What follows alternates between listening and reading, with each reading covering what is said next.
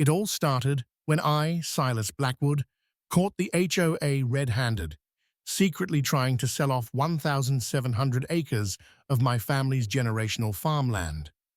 My blood ran cold. I decided then and there to remind them of a simple, crucial fact. Who controls their water supply? What would you do if you discovered your neighbors were stealing everything you've worked your entire life to build? Comment below where you're watching from. The morning was absolutely perfect for planting. Clear blue skies with just a gentle breeze to keep things cool. I was out on my trusty tractor before sunrise, just like my grandpa, Jedediah, taught me 30 years ago. My phone buzzed relentlessly, but I ignored it. Nothing, absolutely nothing, was more important than getting these seeds in the ground. You see, my family has owned this sprawling 2,000-acre farm for 4 generations, and the spring planting waits for no one, not even a horde of angry neighbors. Consequently, when I finally checked my messages at lunch, I nearly choked on my ham sandwich. 10 missed calls from neighbors, 3 frantic voicemails from my cousin Dale, and a formal letter, crisp and official, in my email from the Whispering Pines Homeowners Association. The subject line, violation notice. My jaw dropped. I couldn't believe what I was reading. They were claiming my tractor noise violated their peaceful enjoyment bylaws, and, get this, my chicken coops created offensive odors affecting their precious property values. This new housing development had only been there for 8 measly months. My farm had been here since 1892. The letter ended with a chilling demand. Cease all farming operations within 500 feet of their property line within 48 hours, or face a $200 daily fine. I laughed out loud, a bitter, hollow sound. They had absolutely no authority over my land. I crumpled the preposterous paper and tossed it aside, a knot of anger tightening in my gut. The very next morning, I woke to the sound of a car door slamming, a sound that seemed to echo the impending doom. A woman in a crisp, blindingly white pantsuit was marching across my front yard, clipboard clutched in her hand like a weapon. She was trailed by 2 men in polo shirts, each emblazoned with the Whispering Pines logo. "Mr. Blackwood," she called out, her voice sharp and devoid of warmth as I stepped onto my porch. "I'm Brenda Sterling, president of the Whispering Pines HOA. We need to discuss your continued violations."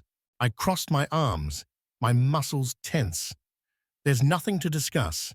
Your HOA has absolutely no jurisdiction over my property." Brenda's plastic smile didn't falter, not even a flicker. "Actually," she said, her voice dripping with smug satisfaction, "according to the county zoning board, your agricultural exemption expired last year. Your property is now subject to our community standards, as outlined in the Municipal Code, Section 42.3. That hit me like a punch to the gut. My property tax bills certainly hadn't changed. "My family has farmed this land for over 100 years, I said, my voice shaking slightly with disbelief and rising anger. "No HOA can suddenly claim authority over it." Brenda's smile turned cold, predatory. "Times change, Mr. Blackwood. We have standards now. Our residents paid premium prices for homes with guaranteed property values." She handed me another notice, this one even more threatening than the last. "This is an official cease and desist. The board has unanimously voted to enforce these restrictions." As they left, my cousin Dale called. He lived in Whispering Pines and served on the town council. His voice was low and urgent. "They've been planning this for months, Silas," he warned. "Something strange is happening. Brenda's been having private meetings with developers, and she's been altering meeting minutes after they're approved. It's a conspiracy, Silas." That night, fueled by black coffee and a burning sense of injustice, I dug through the county records online. My agricultural exemption was still valid, good for another 5 years.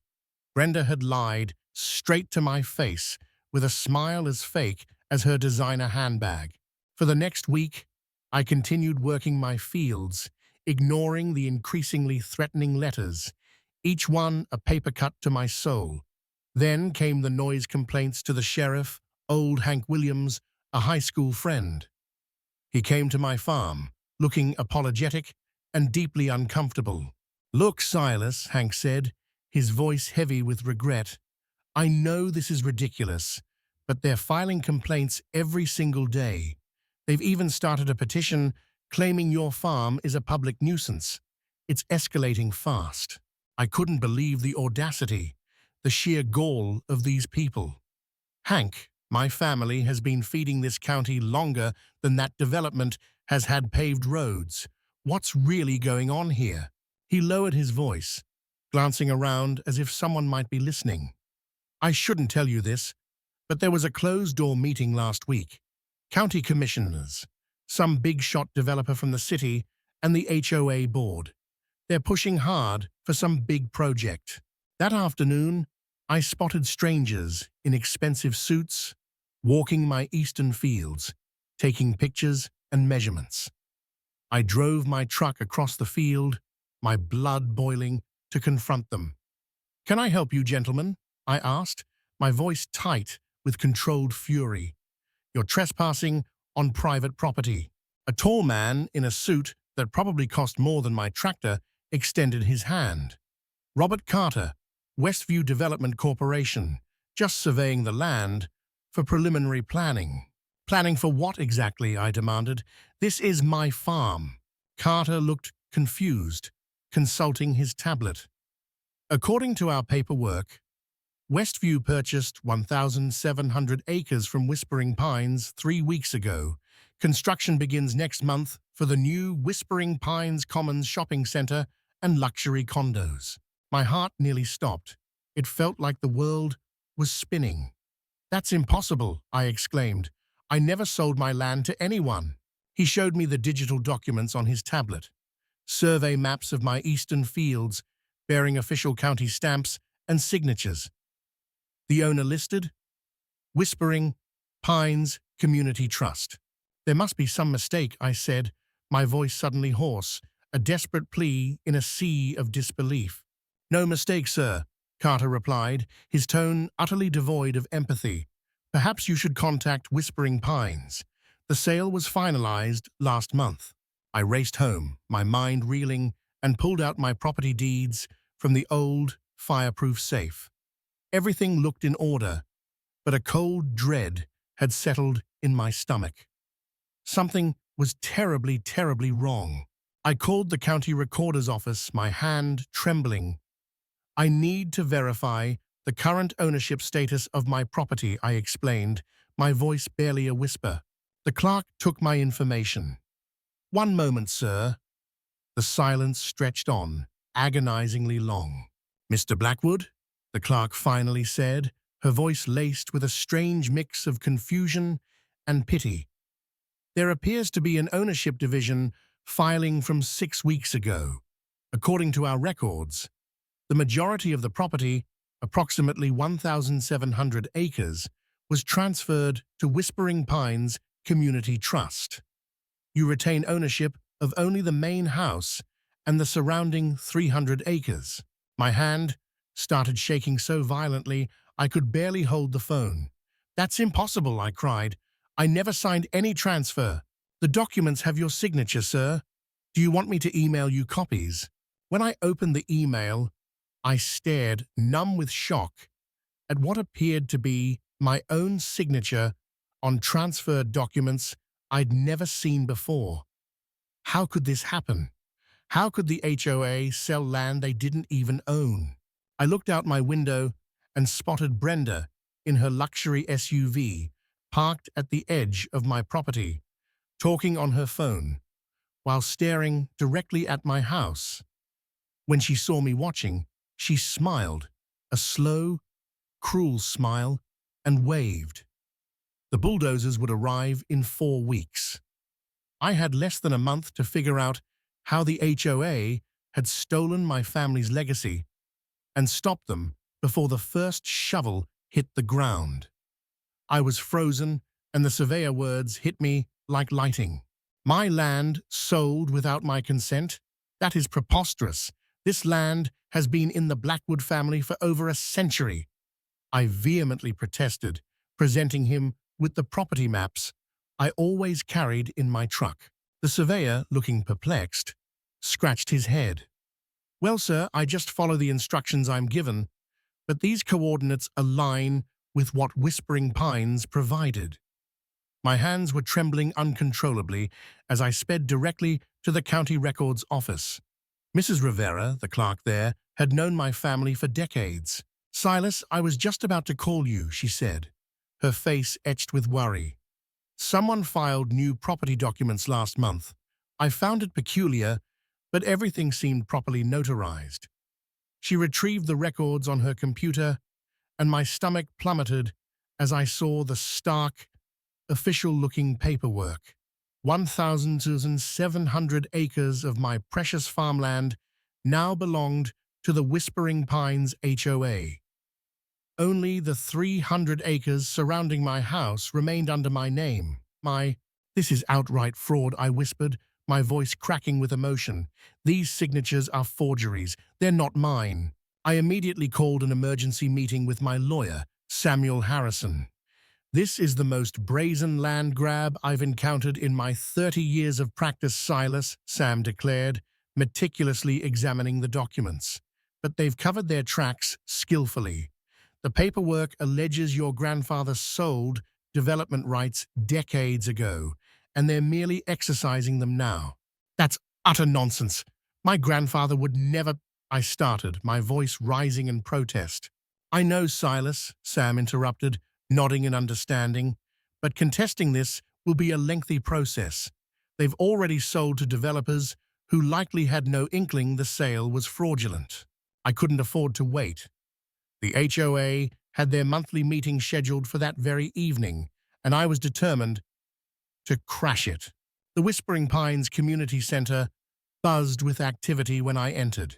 Brenda Sterling sat at the center table, her designer outfit and perfectly coiffed blonde hair making her look more suited for a reality TV show than a neighborhood association meeting. The room fell silent as people noticed my presence. "This is a private meeting, Mr. Blackwood," Brenda stated coldly. "Private like the clandestine sale of my land?" I retorted, my voice steady despite the rapid pounding of my heart. Richard Thompson, the treasurer, nervously adjusted his glasses. "We have absolutely no idea what you're talking about." "Really? Then why were there surveyors on my eastern fields today? Why does paperwork exist claiming you sold 1,700 acres of my family's farm to Greed Corp developers?" I challenged. Brenda's artificial smile didn't reach her eyes. "Perhaps you should examine your family records more thoroughly. That land was included in our development zone from the outset," she said. Smoothly, Richard slid some papers across the table. "It's all perfectly legal. The sale is final," he added, his voice lacking conviction. I glanced at the documents, more forgeries depicting land boundaries that had never existed. "My family possesses the original deeds from 1892, I stated firmly. "These papers are fraudulent, and you know it." "And that's a grave accusation," said Janet Miller, another board member, who appeared genuinely bewildered. Brenda assured us this was all above board. Brenda shot Janet a warning glare. "The matter is settled. Security, please escort Mr. Blackwood out," she commanded. A retired police officer, now working part-time security, approached me. "Sorry, Silas, just doing my job," he said apologetically. As I was being led outside, my neighbor, Tom Baker, followed me to the parking lot. Tom had relocated to Whispering Pines just a year ago, seeking the rural lifestyle that was now under threat. "They've been orchestrating this for months," he whispered, glancing nervously over his shoulder. "Secret meetings, discussions about expanding the community's footprint." "Why didn't anyone inform me?" I asked, feeling a surge of betrayal. Brenda threatened anyone who dared to speak up. Jeff Winters questioned the legality last month and suddenly found himself facing $5,000 in HOA violations. They can financially ruin people if they choose to, Tom explained, his voice filled with fear. I drove home in a daze, my family's legacy crumbling around me. The farm that had sustained the community for generations was about to be transformed into cookie-cutter houses and soulless strip malls. Unable to sleep, I retrieved my grandfather's old wooden chest. Among birth certificates and faded photographs, I discovered it, the original water rights agreement from 1943. The document detailed how my grandfather had permitted the creation of a reservoir on our property, a reservoir that now supplied water not only to our farm, but to the entire surrounding area, including what was now Whispering Pines. As I read deeper, my excitement grew. The agreement included specific terms.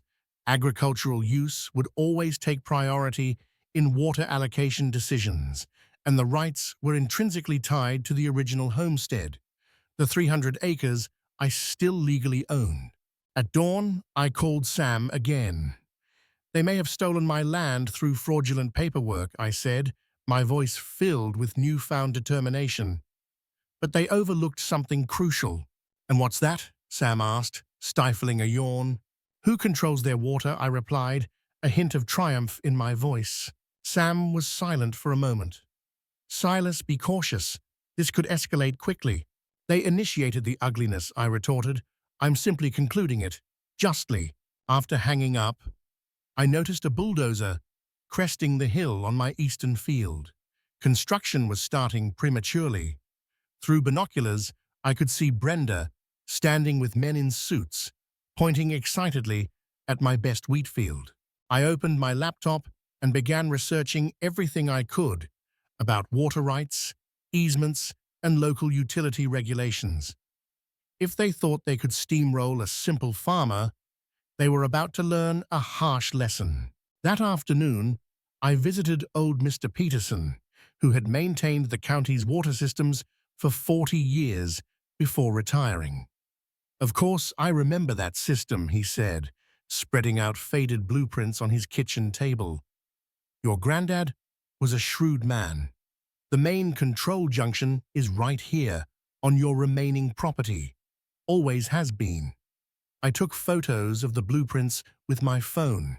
What are you planning, Silas? Mr. Peterson asked, his eyes sharp despite his age. Just ensuring I understand my rights, I replied, a subtle smile playing on my lips. That night, as I walked my property line, watching the lights of Whispering Pines twinkle in the distance, I made my decision. I wouldn't just fight for my land. I would show Brenda and her corrupt board exactly who they were dealing with. I picked up my phone and made 3 calls, first to Sam, then to the local newspaper, and finally to the state water authority. The game was about to change. What I didn't know was that Brenda had just hosted a champagne celebration for select HOA members and developers, promising them that construction would be finished within a year. Their property values would skyrocket, she assured them, and that eyesore farm would finally be gone. Little did they know what would happen when they turned on their taps the following morning. The roar of bulldozers ripping into my family's farmland jolted me awake at dawn. I rushed outside, still in my pajamas, my heart pounding in my chest, to find massive yellow machines tearing up the rich soil that had fed our community for generations. My stomach dropped, a sickening lurch, as I watched crops, weeks away from harvest, being destroyed right before my eyes. "Stop! You can't do this!" I shouted, waving my arms frantically, my voice hoarse with desperation. The workers ignored me, continuing their brutal destruction as if I wasn't even there. Brenda Sterling drove up in her shiny black SUV, her designer sunglasses hiding her eyes, but not her smug expression. She stepped out, her ridiculously high heels sinking into the soft earth. Progress waits for no one, Silas, she said with a smirk, snapping photos with her phone. Whispering Pines Villas will be the most exclusive address in the county. 30 homes starting at just 7 figures each. I felt a wave of nausea wash over me.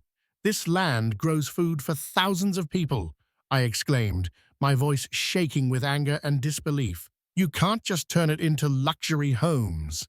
We already did, Brenda laughed, a chilling, heartless sound. She showed me her phone screen, displaying a digital rendering of massive cookie-cutter houses where my cornfields once stood. The papers are signed. The county approved the zoning change last week. As she drove away, I noticed she deliberately splashed mud onto my boots, a final petty act of defiance. I stood there, hands shaking with impotent rage, watching years of hard work, generations of legacy, disappear under the relentless tracks of the bulldozers. My neighbor, Emma, called that evening, her voice trembling with anger. Have you seen what they're posting online? She asked. The HOA is bragging about their acquisition all over social media. I checked their page and found Brenda posing with Richard Thompson and the developers, champagne glasses raised high in a toast to their ill-gotten gains. The caption read, "Expanding Whispering Pines, goodbye outdated farming, hello luxury living." The comment section was filled with angry responses from locals who relied on my farm for fresh produce. At least the community was on my side, but that wouldn't bring back my land. That night, sleep was impossible. I paced my kitchen until 3 a.m., reviewing every document my family had kept over the years.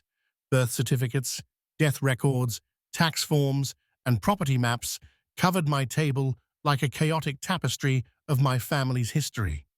Then I found it, my great-grandfather's original water rights agreement from 1922, the paper yellowed and fragile with age. I read it carefully, then read it again, a slow smile spreading across my face. The words were clear, precise, and undeniably powerful. At sunrise, I called my old college friend, Sarah, now a highly respected water rights attorney. They didn't do their homework, she confirmed after reviewing my documents, her voice filled with professional outrage. Your family owns the water rights to the entire valley. The easement only grants usage to others as long as it doesn't interfere with agricultural needs. It's ironclad, Silas. I knew exactly what to do. By noon, I was at the County Water Authority office, filing the necessary paperwork. The clerk's eyes widened as she processed my request. Are you sure about this, Mr. Blackwood? She asked, her voice laced with concern. This will affect hundreds of homes. I'm very sure, I replied calmly, my resolve hardened like steel. I'm redirecting the water allocation as is my legal right. 2 days later, I was eating breakfast, eggs from my own hens, toast with homemade jam, when my phone started buzzing with a furious barrage of notifications. Facebook messages, text messages, and voicemails poured in from Whispering Pines residents. Their water had slowed to a trickle, then stopped completely. Brenda called 17 times before I finally answered.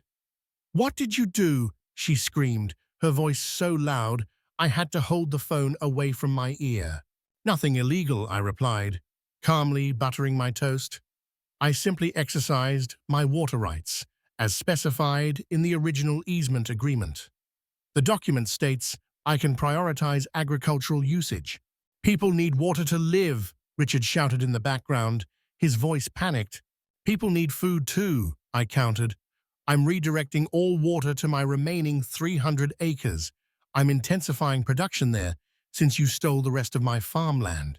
Brenda's voice turned sickeningly sweet, a desperate attempt at manipulation. "Listen, Silas, maybe we moved too quickly.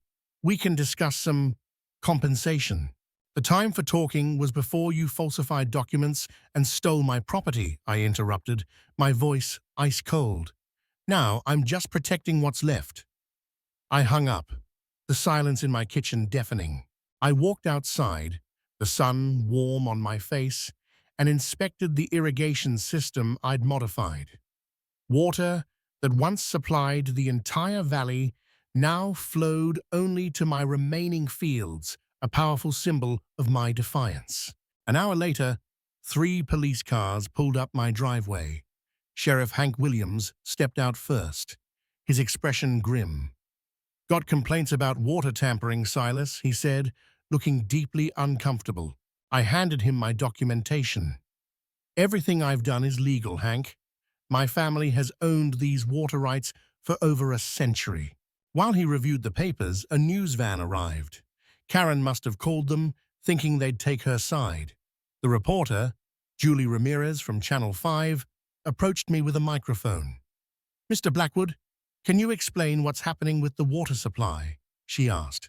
I smiled, a genuine smile this time.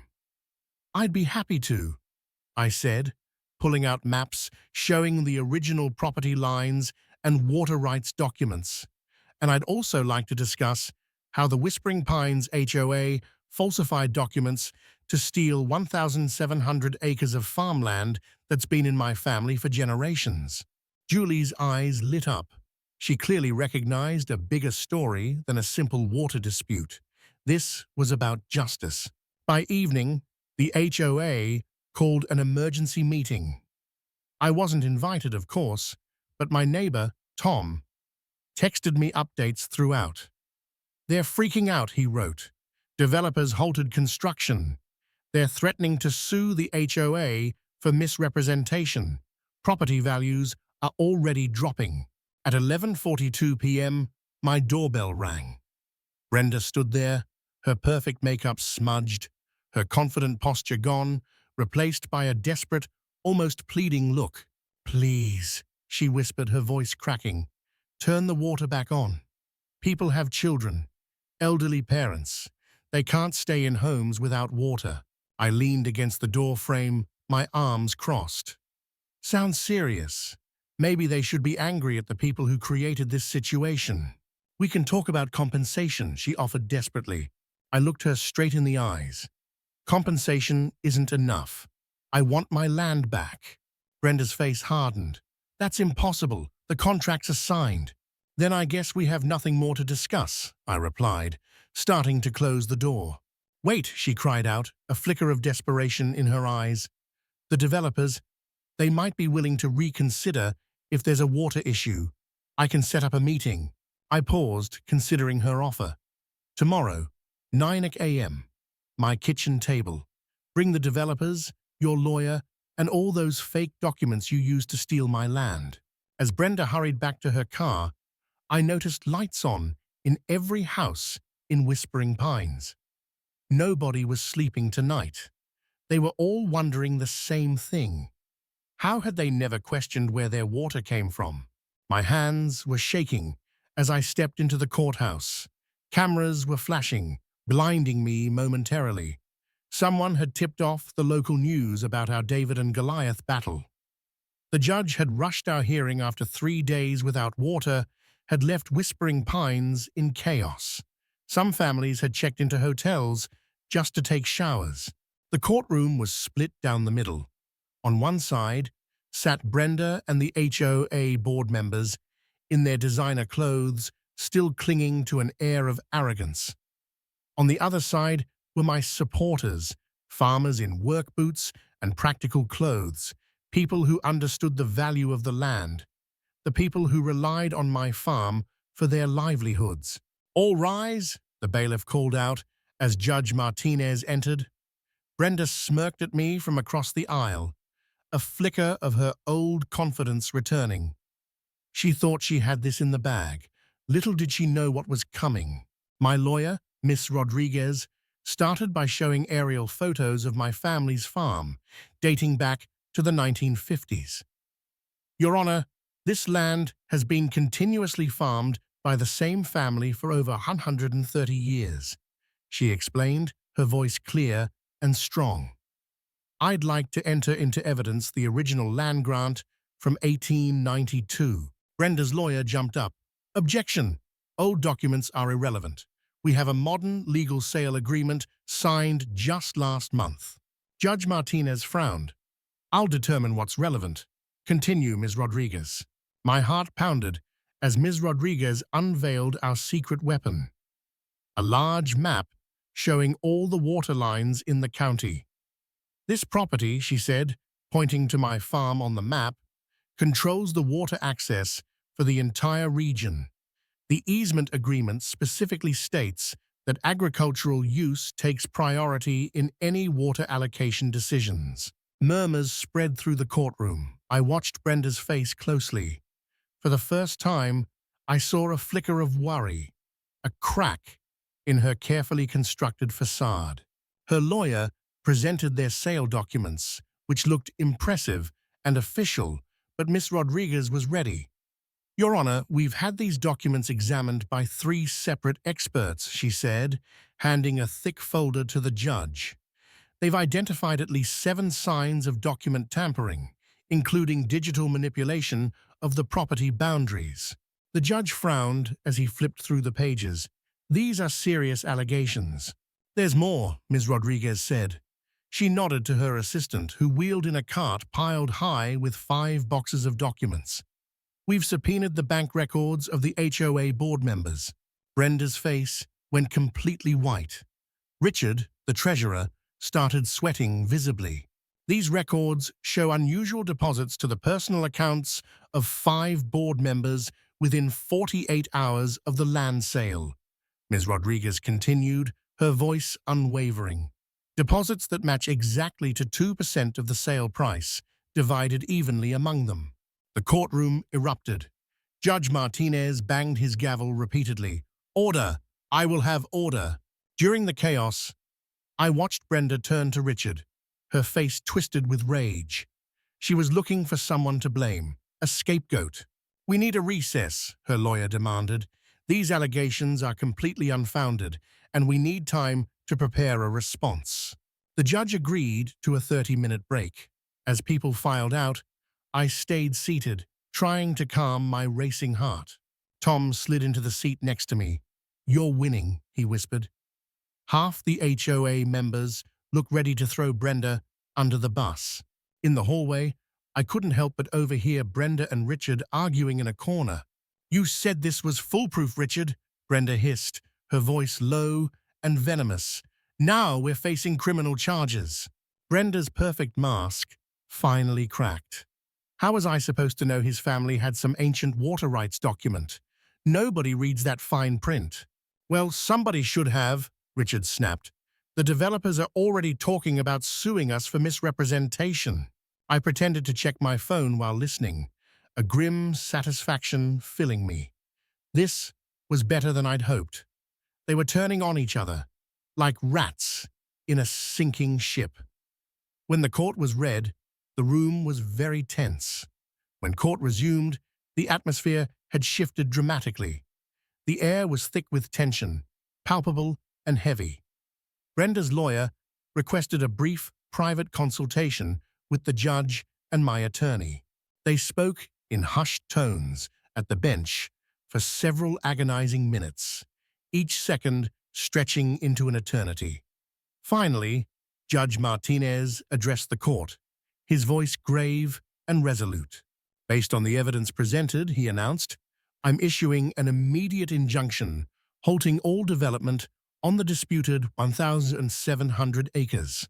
I let out the breath I'd been holding, a long, shaky sigh of relief. It wasn't over, not by a long shot, but it was a significant victory, a crucial first step. Furthermore, the judge continued, his gaze sweeping across the courtroom, I'm ordering a full investigation into the documentation provided by the Whispering Pines HOA. If evidence of fraud is confirmed, this matter will be referred to the district attorney's office. Brenda's perfect posture collapsed. She looked like she might faint, her face ashen. The color had completely drained from her meticulously applied makeup. As people began filing out, Mrs. Jensen, an elderly HOA resident, approached me, her steps slow and deliberate. I had no idea they were doing this, she said quietly, her voice trembling slightly. Many of us didn't know. We just wanted nice homes. I understand, I told her, my voice softening. This isn't about punishing residents, it's about stopping corrupt leadership. The developer's representative, a man named Mr. Davis, was waiting for me outside. He looked nervous, anxiously pulling at his tie. Mr. Blackwood, he said, extending his hand, his voice strained. I want to make something very clear. We were misled by the HOA. Our company purchased that land in good faith. We had no idea the land wasn't theirs to sell. I studied his face, trying to discern whether he was telling the truth, searching for any sign of deception. Your bulldozers destroyed crops that would have fed hundreds of families, I said, my voice hard, unforgiving. He winced. We want to make this right. We're planning to sue the HOA, but we'd rather work directly with you on a solution. I thought about all the people who depended on my farm. The workers, the local restaurants, the families who relied on our fresh produce. Fighting this in court could take years we didn't have. Maybe, just maybe, there was another way. Come out to the farm tomorrow, I suggested, a plan beginning to form in my mind. I have some ideas that might work for both of us. As I walked to my truck, Karen stormed past, flanked by her lawyer. She stopped when she saw me, her eyes blazing with hatred. This isn't over, she hissed, her voice venomous. You think you've won, but my husband plays golf with the mayor. We have connections you can't imagine. I just smiled calmly. You might want to save your energy for your legal defense, Brenda. I hear fraud charges can be pretty stressful. Her face turned an alarming shade of red. For a moment, I thought she might actually throw a punch, right there on the courthouse steps. Instead, she jabbed a finger toward me, her hand trembling with rage. You'll regret this. Nobody makes a fool of me. As she stalked away, Richard trailing behind her with a panicked expression, I noticed the news cameras capturing everything. Brenda's threat had just been broadcast to the entire county. Tom appeared at my side, a grin spreading across his face. The other board members are already talking about holding emergency elections, he whispered. Nobody wants to go down with Brenda's ship. I nodded, watching Brenda's retreating figure. I'd won the first battle, but the war wasn't over.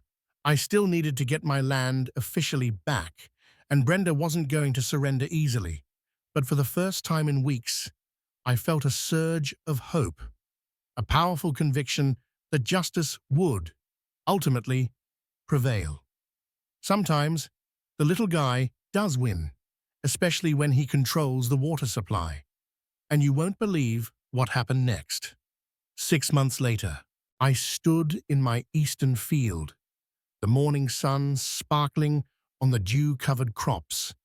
The bulldozers that had once torn into my family's legacy were gone, silent relics of a defeated enemy. In their place, farmers worked the land that had been returned to me, all 1,700 acres of it. The judge had thrown out the fake sale papers and ordered everything restored to its rightful owner. I still can't believe we won, said my wife Sarah, squeezing my hand as we overlooked our restored farmland, a breathtaking panorama of green and gold. We didn't just win, I said, my voice filled with emotion. We changed everything. The morning after our court victory, my phone had exploded with calls from reporters.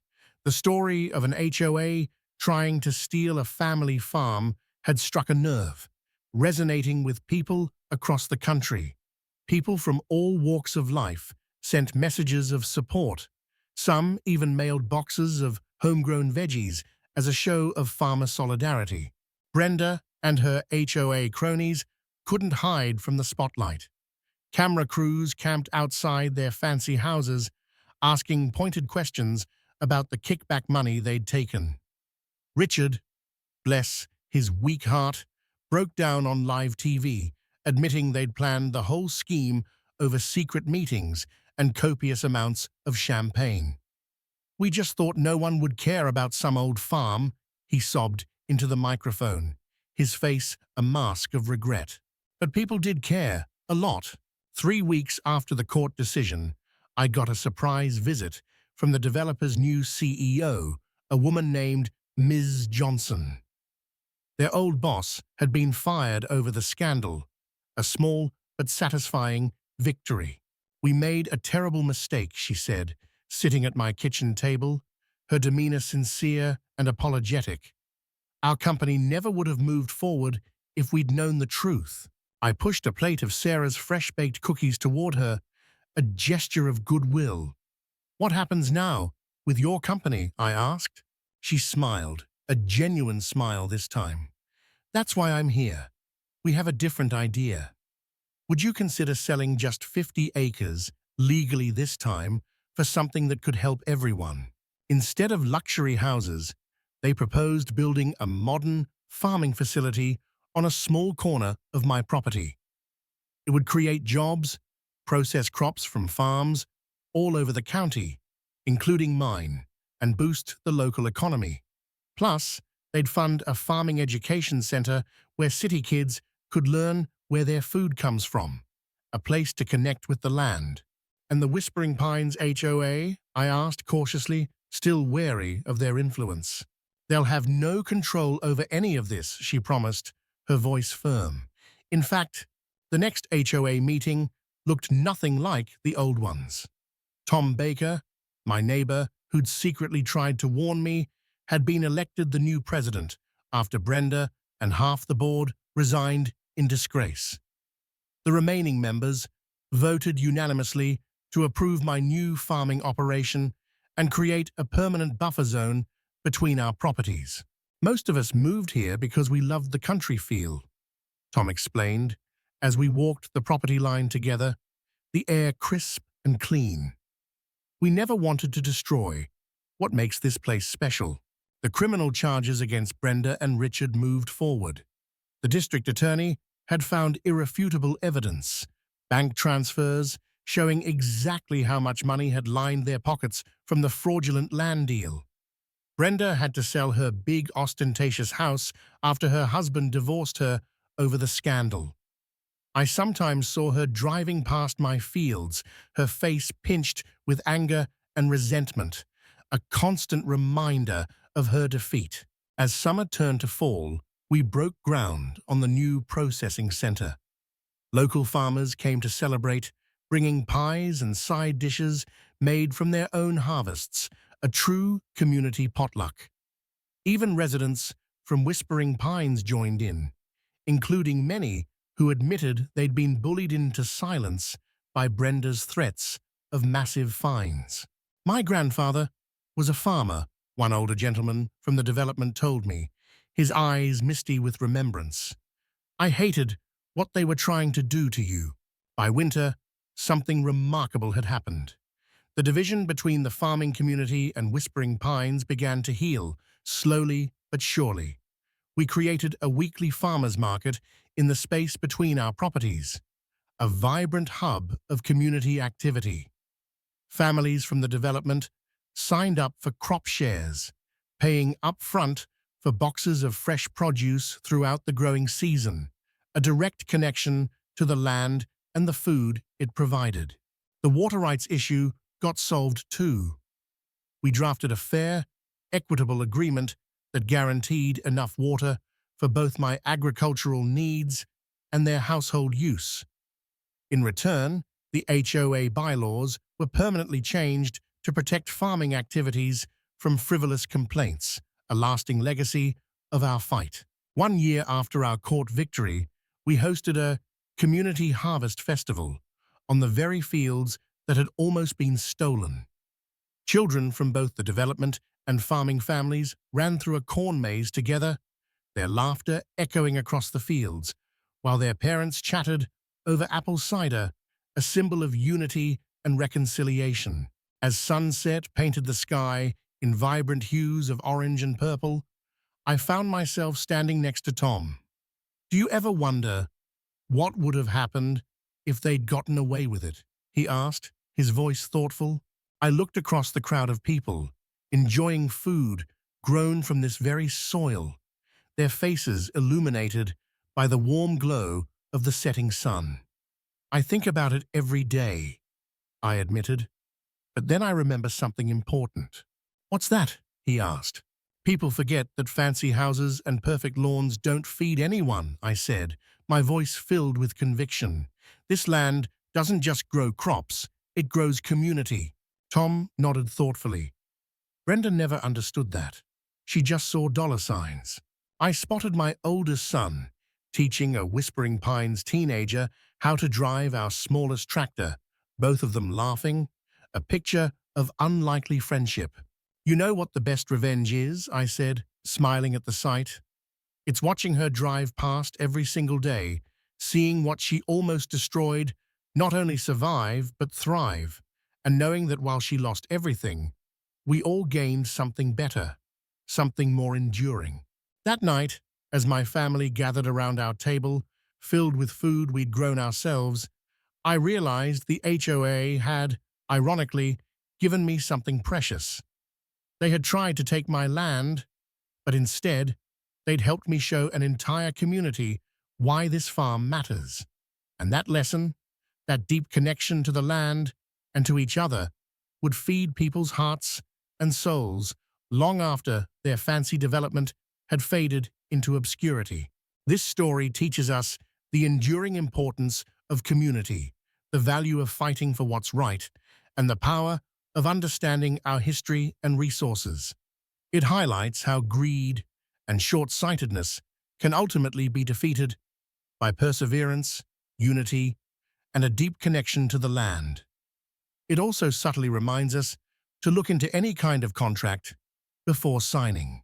What did you think of Silas's fight against the HOA? Share your thoughts and similar experiences in the comments below. And don't forget to subscribe to the channel for more inspiring stories of resilience and community triumph.